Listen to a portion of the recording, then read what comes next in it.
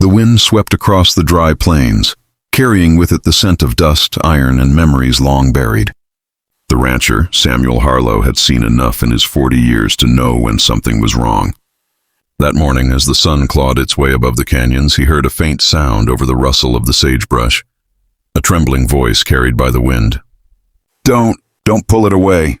The words were weak, barely there, but they cut through the silence like a blade. He froze. He wasn't sure if it was a ghost, a memory, or someone real. The sound came again, this time more desperate. Samuel kicked his boots into the stirrups and nudged his horse, Dusty, toward the old riverbend, the place no one went after the floods of '87. When he reached the banks, he found tracks, small, hurried, and uneven, and then, half buried by the reeds, a broken wagon. Behind it, someone lay crumpled against the mud, one arm caught under a splintered wheel. Samuel's breath caught. A young woman, her clothes torn and face streaked with dirt, looked up at him with eyes that had seen too much pain. "Don't pull it away," she gasped again, voice trembling. He knelt beside her and saw what she meant. Her hand was twisted around the wheel spoke, a deep gash running through her palm. If he yanked her free, the bleeding would worsen. Samuel steadied himself. He'd faced cattle raids, gunmen, and the loneliness of the plains, but never this kind of fragile terror. He whispered, "You're safe now. I'm going to help you." The woman shook her head weakly, tears streaking the dust on her cheeks. "They'll come back." "Please," she murmured. That word, "they," sent a cold shiver down his spine. Someone had done this. Samuel wrapped his handkerchief around her wound and worked the wagon wheel carefully, freeing her hand without tearing the skin further. He lifted her gently into his arms and felt the tremor in her body, not just from pain, but from fear. He laid her on his horse and began the long ride back to his ranch, glancing over his shoulder more than once. As they reached the ridge, the woman stirred again. "You don't understand," she whispered. "You shouldn't have helped me. They'll come for you too." Samuel didn't reply, but deep down, he knew what she meant. The nearby mining town had long been ruled by a name whispered in hate, Dalton Creed. And if this girl had crossed him, then Samuel's act of kindness might just be the spark that set the entire valley on fire. When they reached the ranch, Samuel's old dog barked and ran circles around the horse. He carried the woman inside, laid her on the cot, and fetched water from the basin. She clutched his arm suddenly, eyes wild.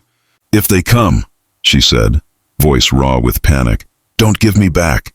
Promise me." Samuel stared into her eyes, saw the storm of truth there, and nodded. Outside, the wind changed direction, cold and sharp, carrying the sound of approaching hooves in the distance. The rancher froze in shock, and then acted. Night fell fast that day, the kind of night that swallows sound and hope alike.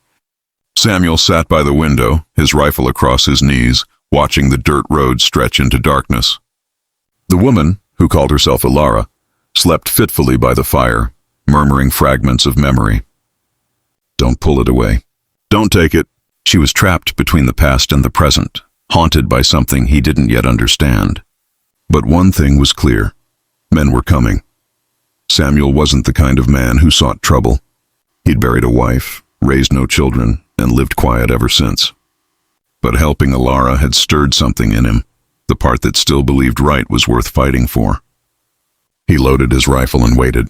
When the first lantern lights appeared on the horizon, he knew it wasn't a search party. It was a warning. 3 riders approached the ranch, their shadows long and cruel. One called out, "We're looking for someone, a thief and a liar." She ran this way. Samuel stood at the door, calm but unyielding. "Ain't seen no one," he said. The man laughed, spitting tobacco into the dirt. "You sure, old man? We could look around, just to be certain." Samuel's eyes didn't waver. "You step on my land without asking, and you won't leave standing." Silence followed.